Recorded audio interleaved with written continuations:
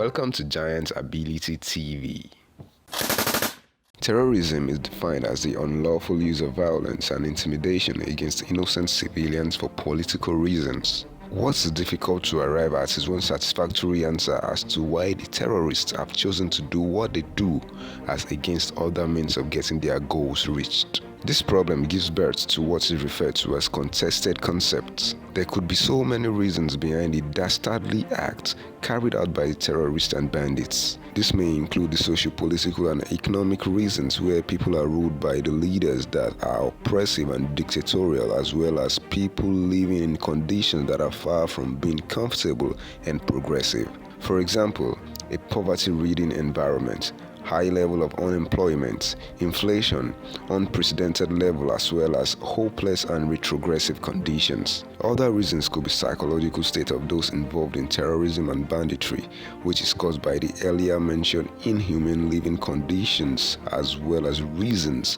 which have to do with apocalyptic ambitions, which is a desire to establish a theocratic state that will be governed by certain religious laws and ideologies. A good example of which is the objective of groups like ISIS, Al-Qaeda, ISWAP, and Boko Haram.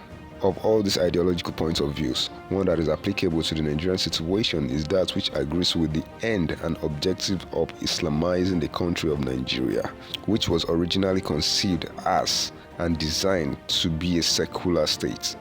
It is no longer news that so many lives have been lost to the activities of the Boko Haram through suicide bombings and kidnappings.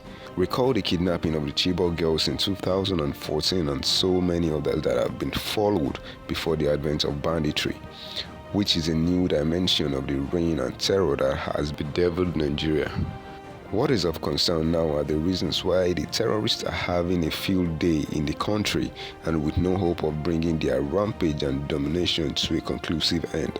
The major reason could be attributed to the activities of those elements that are within who have been attracted or who are sympathizers of the ideologies of both the Boko Haram and the ISWAP groups. These extremists would be extremists, and proto-extremists at home are spread across all crannies and corners of the country. They are found in leadership, that is, in the executive, the legislative, the judiciary, as well as among the ordinary Nigerians who are Muslims, especially from the northern part of the country. Now, think of the position of the governor of Kaduna State in person of Nasiru El-Rufai. Recall the governor, Nasiru El-Rufai, has always been known for his sweet speeches about how he claims to know what the terrorists are. Be listening to their conversations and be suggesting that their camps should be bombed in different locations at once. In the end, he was also given contrary opinion why it would be unwise to do what he had earlier suggested, using the lives of the abductees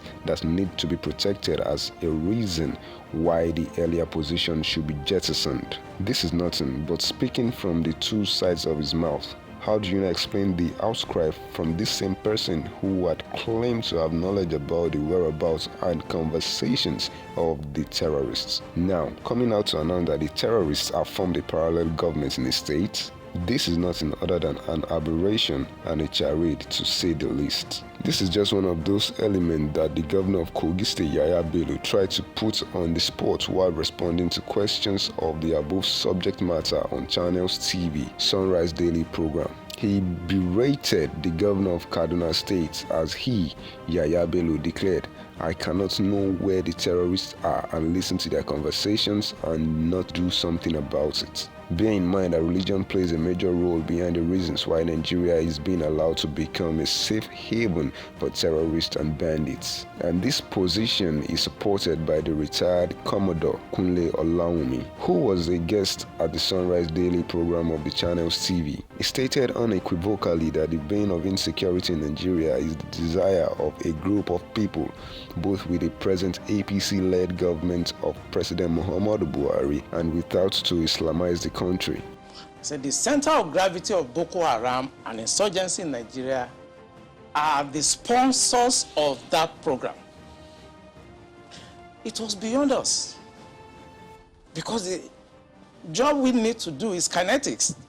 Fight, destroy places, resolve issues. Yep. But we cannot resolve issue of sponsors of Boko Haram that were in Buhari's government, that we know them. When you say we, who? I was in the military intelligence, and the defense headquarters staff that I work with, they know. And that was why we couldn't pursue that aspect that could have resolved that problem, because you need to arrest people.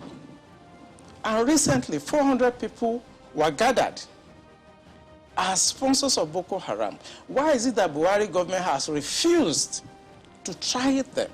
All you hear from President Muhammadu Buhari before and after the Kuje prison was attacked, where 68 notorious Boko Haram members escaped the attack on his convoy while on his way to Katsina, his home state, where some people were injured, as well as the attack on his brigade guard, where 8 soldiers were killed, is nothing other than threat against the terrorists, a pronouncement that fits in for description as shenanigans. On a final note, the revealed account of the Muslim ticket of the presidential aspirant of the All Progressive Congress, Asiwaju Ahmed Bola Tinubu, who is not considered as a true Muslim by the Northerners by reason of his marriage to a Christian wife in person of Senator Mrs. Oluremi Tinubu, implied terrorism and banditry in Nigeria cannot thrive on a ticket that is devoid of a fanatical Muslim like the running mate of the APC presidential aspirant, who is Kashim Shettima.